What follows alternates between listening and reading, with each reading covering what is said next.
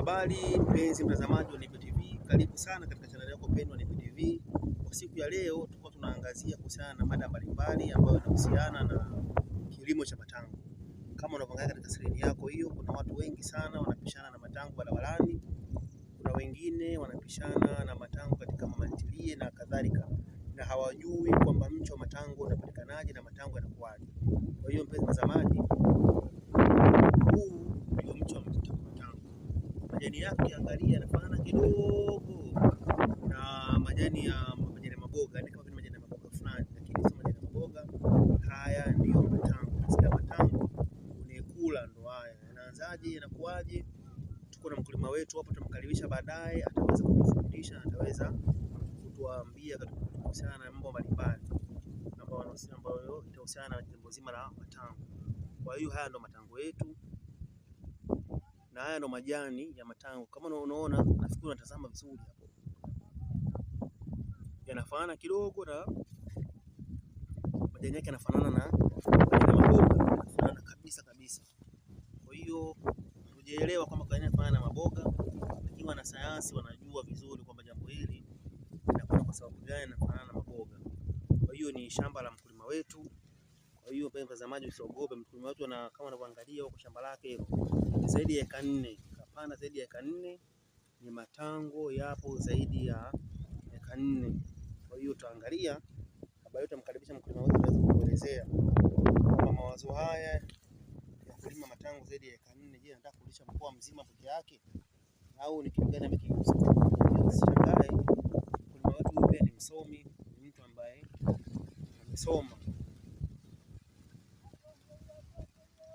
amesoma, ni mkulima vizuri kabisa, amesoma na elimu yake anayo nzuri kabisa. Kwa hiyo ndo matango yetu, hayo ndo matango yetu mtazamaji. Kikubwa tu nikukumbushe, ukumbuke kuweza kusubscribe, uweze kulike, kushare na comment. Shamba ni kubwa sana, tutashindwa kutembelea lote, lakini bila kupoteza muda, naamini una hamu sana kuweza kumsikia mkulima, walau usikie sauti yake, walau anaongea kitu fulani, ili kile kitu ndio utoke nacho, ili kusudi kusaidie kitu ambacho unaweza kwa nanelii ukajifunza na wewe pia. Hao ni matango. Ukiona matango mpenzi mtazamaji, hao ndio matango yetu. Hayo ndiyo matango. Kikubwa tu usisahau kusubscribe, naomba usubscribe, uweze kulike, uweze comment, uweze kushare. Yaani wewe ni mtu umetengeneza mti mrefu, kwa maana tango yanatembea kama nyanya mpaka linafika katika hatua kubwa. Kwa hiyo tutamuita mkulima wetu hapa, ataweza kutuelezea vitu mbalimbali. Na ukiangalia katika skrini yako hapo mbele hapo, kuna kichanja fulani kiko pale. Nacho nafikiri hapa atatuelezea kichanja hicho kina kazi gani na kwa nini kiko pale. Kwa hiyo wewe kupoteza muda mpenzi mtazamaji, nikukumbushe tu usisahau kusubscribe, uweze kulike na comment. Kwa hiyo mkulima, karibu sana, karibu hapa.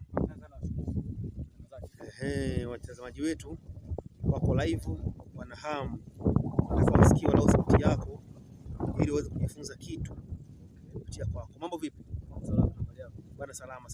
Naomba jitambulishe kwa majina, unaitwa nani? Asante. Majina naitwa Kutafuta. Mkulima wa zao la tikiti, zao hili la matango. Kwa hiyo kama unaona ndugu mtangazaji, kisha hapo nilipo eka 2 ya tikiti ya matango, ila labda nikuweke sawa sehemu moja. Haya matango yapo ya aina tofauti ndugu mtangazaji. Haya matango ni ya kizungu. Kuna matango yale ya kienyeji na kuna matango ya kizungu. Kwa hiyo haya matango ambayo unaona hapa hapo mimi ninalima haya matango ya kizungu. Haya matango ya kizungu ambayo nimeandaa ili shamba takriban eka 2. Kwa hiyo mwanzo wa safari hii ya matango, nimeanza kununua mbegu dukani, na mbegu moja la mbegu unauzwa 800. Kununua takriban pakiti kama 10 ili kwa ajili ya kumwaga mbegu kwenye kitalu. Mbegu baada ya kuta mtangazaji, mtazamaji wetu, kitalu ndio kile pale anachomwagia, kile ndio kitalu chetu. Hiki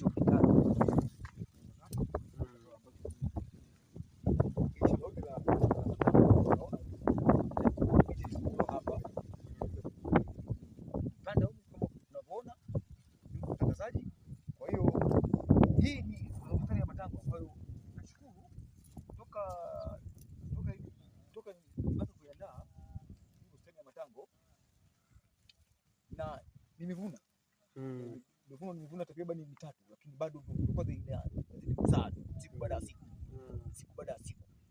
Kwa hiyo nimevuna mitatu na nashukuru kwamba faida ya zao hili kweli naiona, kwa sababu tango moja mimi nauza tango moja shilingi 300. Tango moja 300. Nauza tango moja shilingi 300.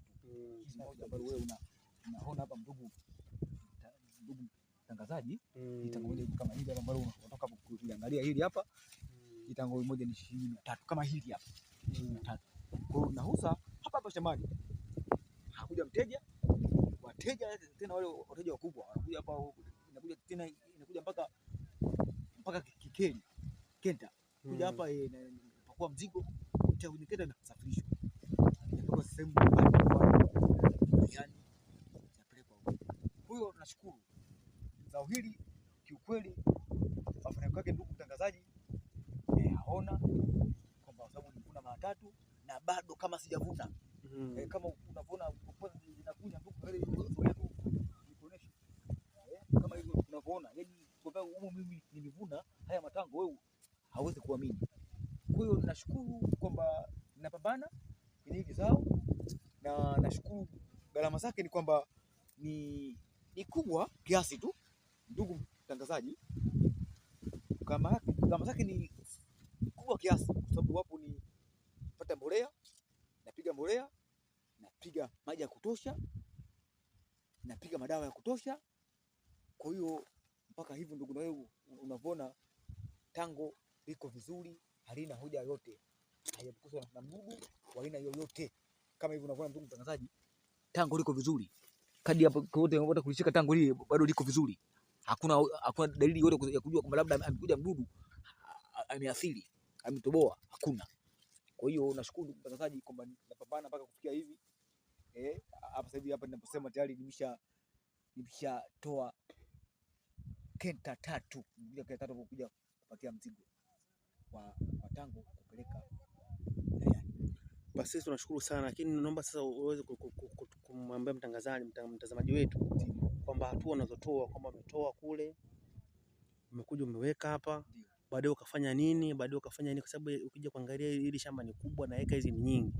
Kwa zile hatua mbalimbali za muhimu sana, ukafanya hivi ili kusudi na yeye pia kule nyumbani aweze kujifunza, na kuna kitu kikubwa sana ambacho atajifunza na kitamsaidia walau kukoni kutokujua kitu akajua kitu ambacho kitamsaidia katika swala moja au lingine, ili aweze kujikwamua. Kwa baada ya kutoa mbegu kwenye kitalu unafanya kitu gani kingine? Cha kwanza baada ya kutoa kwenye kitalu, kwanza nianza kuandaa tuta kama hivyo. Wakati mbegu ipo kwenye kitalu tayari nimeshaimwaga tayari kwenye kitalu pale, nikaanza kuandaa matuta kama maana, kwa lengo ile mbegu ikishakuwa nihamishie kwenye matuta ya maana, kwa ajili ya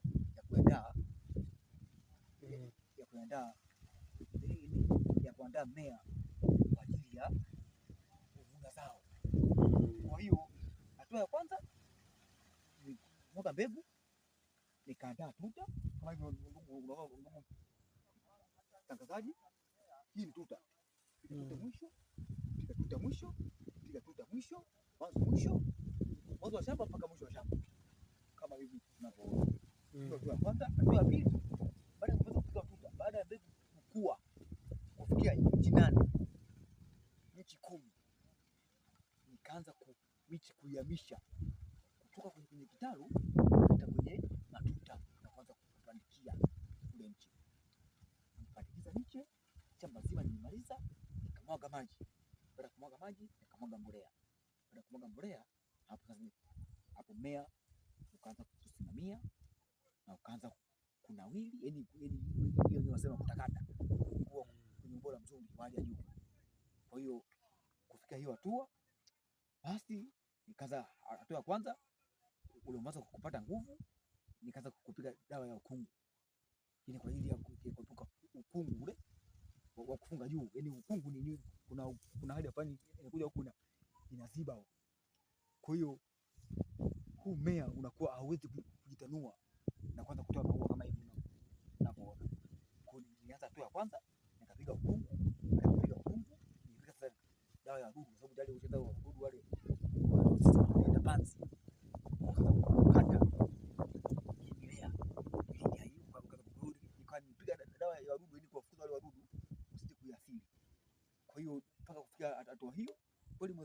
ametujalia ikaanza miti kutoa maua, piga dawa, piga tena mbolea, piga maji kama hivi tunavyoona hapa hivi. Daktari nimetoka kutia maji kama hivi unavyoona, ndugu mtangazaji, huu baridi kutia maji muda si mrefu kutoka sasa. Kutia maji maana kwa ajili ya mmea wangu uendelee kukua vizuri, au zao langu ambalo ni ulima hili likue linenepe. Ndio maana hivi unaona ndugu mtangazaji, matango yako vizuri, haina hoja yoyote. Kwa hiyo hizo ndizo changamoto ambazo ndio.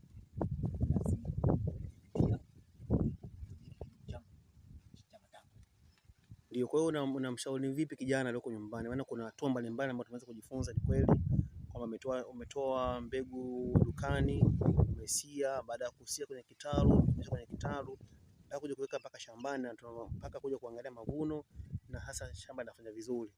Kwa kuna siri gani nyingine ambayo unaweza kumsaidia mkulima ambaye anatazama video hii na yeye aweze kuiga? Kuna siri yote ambayo umeitumia tofauti na kuboresha, tofauti na mbolea, tofauti na dawa ya kuua wadudu? Labda kuna kitu ambacho umekisahau ambacho unaweza kumwambia mkulima ili pia naye ajifunze?